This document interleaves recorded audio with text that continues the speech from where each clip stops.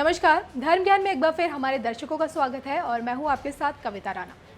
कुछ दिनों बाद नया साल 2021 आपकी और हमारी जिंदगी में दस्तक दे देगा। 2020 तो पूरी तरह से जानलेवा कोरोना वायरस की भेंट चढ़ गया है। अभी तक इसके बचाव में किसी भी तरह की वैक्सीन का कोई नामो निशान नहीं है।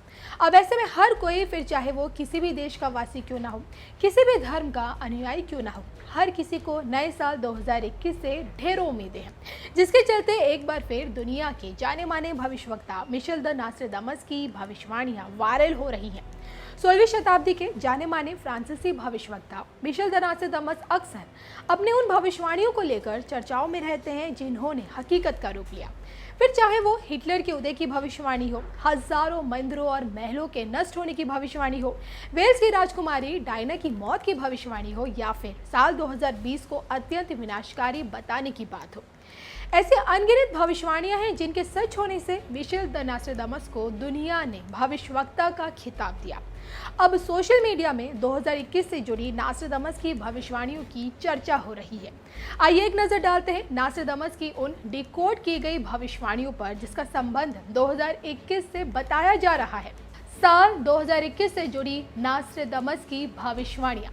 2021 में दुनिया में बहुत त्रासदी आने वाली है। तृतीय विश्व युद्ध के शुरू होने का अनुमान भी इसी में लगाया गया है।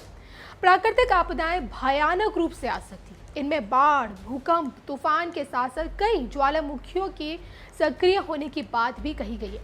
2020 की तरह ये साल भी दुनिया के लिए एक विनाश की तरह होगा, ऐसा कहना है नास्ट्राडामस का। इस साल अमेरिका और ईरान के बीच टकराव कम होता दिखाई देगा। साथ ही ईरान का परमाणु कार्यक्रम धीरे धीरे पूरी दुनिया को रोक सकता है। ऐसे में अमेरिका उस पर लगी पाबंदियों को कुछ हद तक या पूरी तरह से हटा सकता है। 2021 में दुनिया में नई तरह का शक्ति संतुलन बनाया जाएगा। इसमें चीन की भूमिका भी होगी और खासकर अमेरिका और यूरोपियन देश चीन को काउंटर करने के लिए एशिया में भारत के साथ मित्रता और भाईचारा बढ़ाने के साथ साझा सैन्य योजना बनाकर काम करेंगे। साउथ चाइना सी के साथ हिंद महासागर में भी ये साझा सैन्य अभियान लागू किया जाएगा। नास्ट्राडामस की 2021 से जुड़ी भविष्यवाणियों में इजराइल के बारे में ये बात कही गई है कि इजराइल के अपने दुश्मनों को खत्म करने का काम करेगा। नास्ट्राडामस के डिकोड की गई भविष्यवाणियों में राहत की बात यह है कि 2021 के अंत तक पूरी दुनिया में शांति आएगी।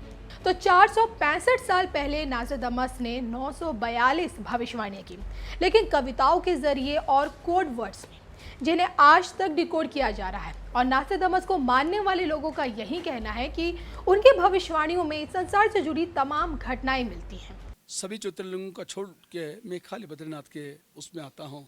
हिमालय तो केदार है, ऐसा स्कंद पुराण करते हैं कि उन 12 ज्योतिर्लिंगों में जो 11वां ज्योतिर्लिंग है वो केदार है। तो समस्या ये थी, अगर केदार ज्योतिर्लिंग है तो जहाँ भी ज्योतिर्लिंग हैं वो भगवान शिव जी के हैं। उन शिव जी के ज्योतिर्लिंग में भगवान नारायण कहाँ से टपक पड़े? और फिर लिखा वैकुंठो अष्टम साक्षात श्रेष्ठो बदरिकाश्रम। इन भू वैकुंठों में भी कोई वैकुंठ है तो बदरिकाश्रम है। उन्होंने केदार को नहीं बोला। ऐसा क्यों हुआ उसका थोड़ा सा आपको हम वर्णन कर देते हैं। पहला तो ये है, ये भूमि भगवान शिव जी की थी और देवताओं की ये प्रार्थना हुई, हे नारायण, सतयुग में आपके दर्शन हुए तो चतुर्भुज रूप में हुए। त्रेता युग आया तो फिर भगवान का रामावतार हुआ। छोटे अन्य अंश अवतार, कला अवतार, युगा अवतार बहुत हुए, लेकिन छोटे हुए, उनमें रामावतार सबसे बड़ा था। रामावतार अगर हो गया तो त्रेता में जिन लोगों ने जन्म लिया होगा उन्होंने भगवान श्री राम को देखा। त्रेता भी गया, तब आया द्वापर। तो द्वापर में लिखते हैं भागवतकार कि कृष्णस्तु भगवान स्वयं। प्रथम स्कंद के दूसरे अध्याय में वर्णन आता है कि भगवान कृष्ण जो हुए वे संपूर्ण कलाओं से हुए, 16 कलाओं के साथ हुए, पूरे भगवान के पूर्ण अवतार थे। तो द्वापर में जितने भी उन्होंने काम किए होंगे उसके बारे में लिखते हैं। एक श्लोक श्रीमद् भागवत के 11वें स्कंद के 4थे अध्याय में आता है, जहाँ पे लिखा है नक्षत्रयाम कृतगाम चतुर्सप्त कृतो रामस्तो है गय कुलाप्य वर्गवग्नि स्वब्दिम भवंद दशवक्रमहंस लंकम सीतापतिर जयति लोकमलग्न कीर्ति। मतलब सत्युग का अंत आया तो महाराज परशुराम जी ने पूरी पृथ्वी निक्षत्रियाम कर दी, बिना क्षत्रियों के कर दी, 21 बार उनका विध्वंस किया। इस प्रकार सत्युग गुजर गया। त्रेता आया तो भूमि लिखते हैं सुब्दिम्बवंत भगवान नारायण स्वयं जो रामावतार लेके आए थे, उन्होंने अवधि में समुद्र के ऊपर श्वेत बांधा, पलिपार गए और राक्षसों का विध्वंस करके रावण का विनाश कर दिया। उनकी अलगन निष्कपट कीर्ति आज भी फैली है। ऐसा आया त्रेता। अब आया द्वापर तो भूमिर भरावतरणाय यदो स्वजन्म जातक करिष्यति शूरैरपि दुष्कराणि। देवताओं ने भी जिस कार्य को नहीं किया वो काम भगवान कृष्ण ने किया। ऐसा द्वापर आया। अब लिखते हैं जब 3 युग तक दर्शन हो गया, चौथा युग आने का है तो लिखा है उसमें कि बदिर्विमोहयति यज्ञ कृतो ददर्घन। जब ऐसा कलयुग आएगा जिसमें कोई भी अच्छी तरह बात न कर सके, उल्टे उल्टे काम होंगे, तो भगवान का फिर अवतार होगा और वो भूमि का भार उतार देंगे। लेकिन जब होगा तब होगा, तो देवताओं का यही प्रश्न था, जब होगा कल के अवतार तब होगा, तब तक तो आधा संसार समाप्त हो जाएगा। तो महाराज ऐसा करो, आपको कैसे बिलीव करेंगे लोग, कैसे विश्वास करेंगे कि भगवान थे भी या ये अवतार सही थे या गलत थे। उनकी बात को सुन करके भगवान यही सोचने लगे, ए देवताओं, समय आएगा मेरा भूमि पर अवतार होगा और वहां आप मेरे को देखोगे।